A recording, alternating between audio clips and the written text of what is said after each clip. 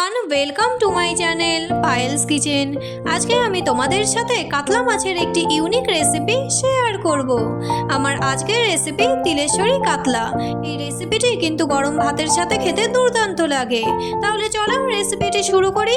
প্রথমেই মাছগুলিকে অল্প একটু নুন, হলুদ, কিছুটা কাশ্মীরি লঙ্কা গুঁড়ো,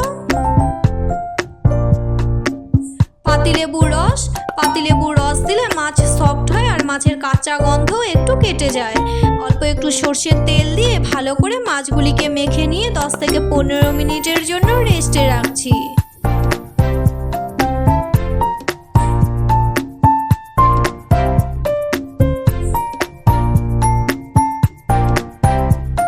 এখন 2 চামচ গোবিন্দভোগ আতপ চাল শিলনোড়াতে বেটে নিচ্ছি।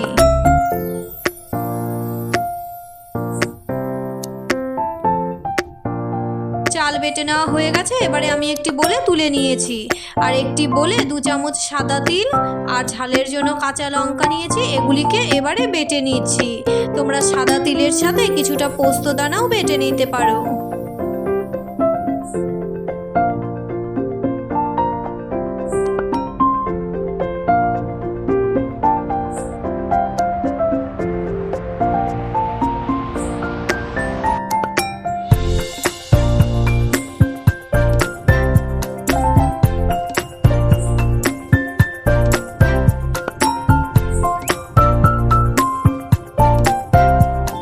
বেটে নেওয়া হয়ে গেছে বলে তুলে নিলাম।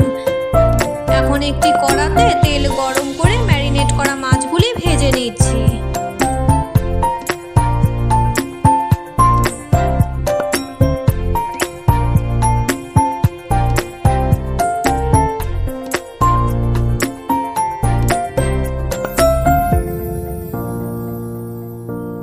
মাছ ভাজার ওই তেলেই ফোড়নে দিচ্ছি গোটা গরম মশলা, শুকনো লঙ্কা, গোটা জিরে আর তেজপাতা।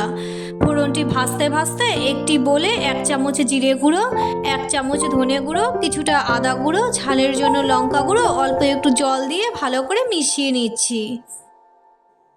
ততক্ষণে আমার ফোড়নটিও ভেজে নেওয়া হয়ে গেছে। এবারে স্লাইস করে কেটে রাখা টমেটো দিয়ে দিয়েছি।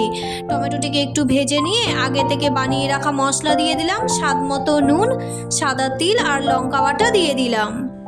তোমরা চাইলে এর সাথে কিছুটা ফেটানো টক দইও দিতে পারো। অল্প একটু চিনি দিয়ে দিলাম। মশলাটিকে ভালো করে কষিয়ে নিয়ে ঝোলের জন্য অল্প একটু জল দিয়ে দিচ্ছি।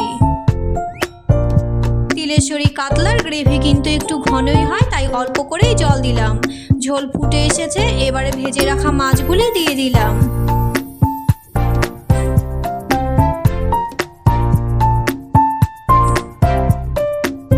চার 5 মিনিট মতো লো টু মিডিয়াম ফ্লেমে ঝোলটিকে ফুটিয়ে নেওয়ার পর আগে থেকে বেটে রাখা গোবিন্দভোগ আতপ চাল দিয়ে দিলাম।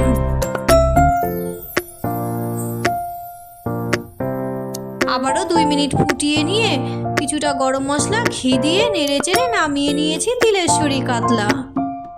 তাহলে বন্ধুরা, আমার আজকের এই ইউনিক রেসিপি তোমাদের কেমন লাগলো অবশ্যই কমেন্ট করে জানিও। ভালো লাগলে এই ভিডিওতে একটি লাইক করতে কিন্তু ভুলে যেও না। আজকের মতো এই পর্যন্তই। আবারও আসছি নতুন কোনো রেসিপি নিয়ে। ততক্ষণ পর্যন্ত সবাই সুস্থ থেকো ও ভালো থেকো।